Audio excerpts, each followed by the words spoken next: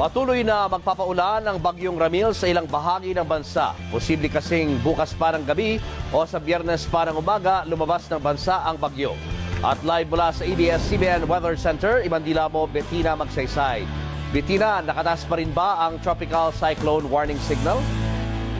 Julius, tinanggal na ng pag-asa ang signal number 1 sa Southern Occidental Mindoro pero nakataas pa rin ang signal number 1 dito sa Northern Palawan pati na rin sa Calamian Group of Islands.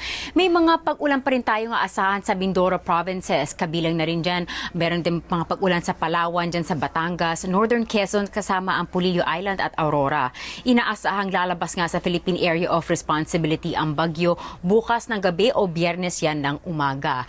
Pakanluran ang kilos ng bagyo at nakatawid na ito sa Calamian Group of Islands at patungo ng West Philippine Sea. At pagdating naman ito sa West Philippine Sea ay inaasahan na lalakas pa ito at magiging mas malakas pa na bagyo. Sa ngayon malapit sa Busuanga, Palawan ang bagyo na may lakas na 55 kilometers per hour at pabugsong umaabot sa 75 kilometers per hour.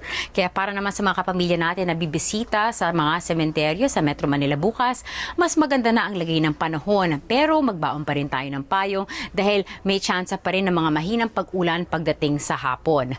Bubuti naman ang panahon sa malaking bahagi ng Visayas bukas, pero nandyan pa rin yung chance ng mga isolated thunderstorms o yung mga panandali ang mga pag-ulan.